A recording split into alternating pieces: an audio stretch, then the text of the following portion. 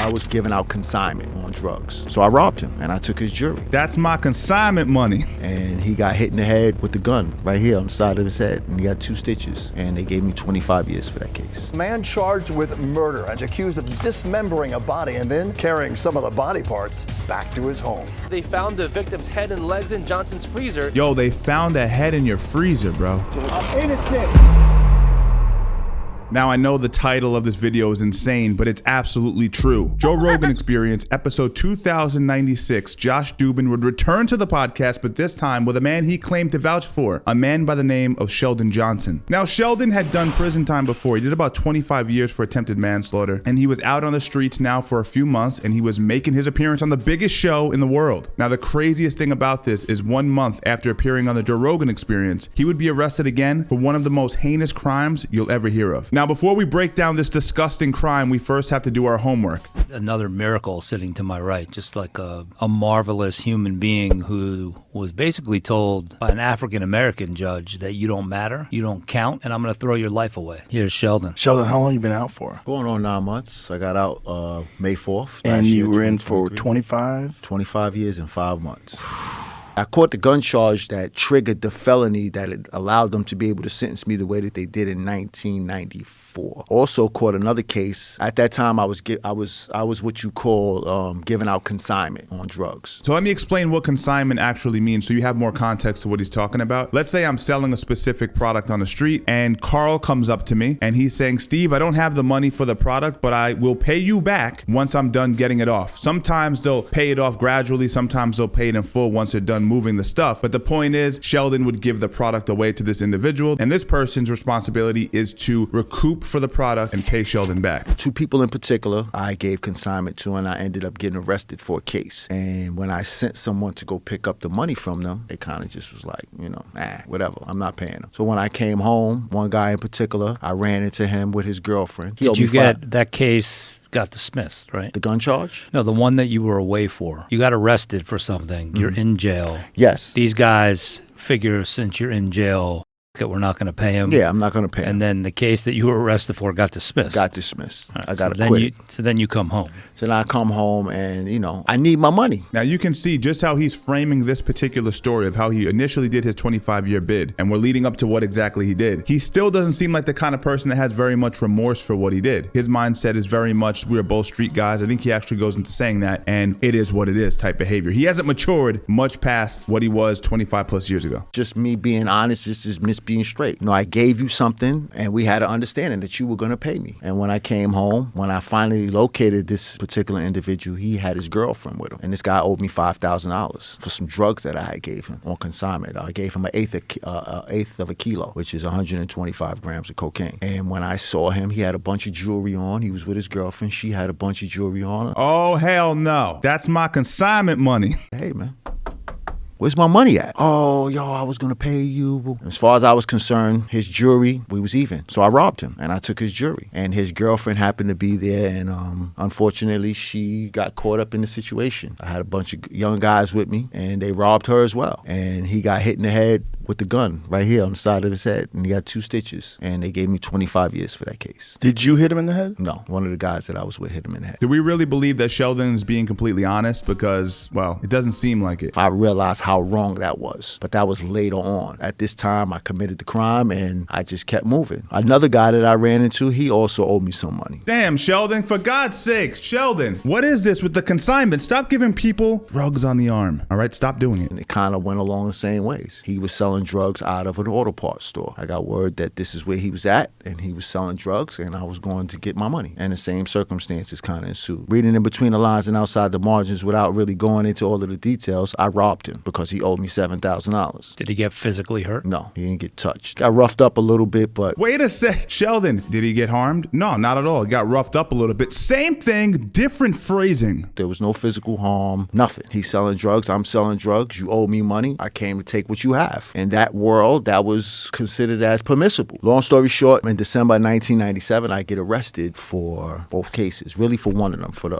one with the guy and the girl. And then the other case drops with the auto parts store, the guy that I said that was selling drugs out of the auto parts store. I was a gang member. This is where the cut comes from on my face. I have a bunch of stab marks. I'm just being in those environments and being on Rikers Island and just warring with other rival gangs. Now you have to understand, this individual is part of a lineage of criminals. His grandfather was in jail. His great-grandfather was a slave. His father was in jail. And later on, we'll discover that his son, in fact, has done prison time as well. So this is something that is pretty much damning his genetics at this point. And I want to make clear one thing that has always struck me about Sheldon, his vulnerability, but also his honesty. He's like, he'll be the first to tell you out of the gate, I did it. I could have made better choices. This is absolute horseshit. Now, Josh Dubin has lost all credit. I'm sure Joe Rogan's not going to be having him on the podcast anytime soon. He's claiming that this guy is honest. Now, in a second, when we look at the news footage surrounding Johnson's recent murder victim, you're going to hear him screaming out of the backseat of the car, I'm innocent. I'm innocent. This is not a guy who actually lives up to the fact that he made a mistake and he's trying to make amends for it. He's a cold-blooded killer. It's in his genetics, and to a point, he's conditioned to do these sorts of things. And Josh Dubin was taken for a ride, and that's the facts. So I'm talking about after the 5th grade, I went back to school maybe for a week. I was 17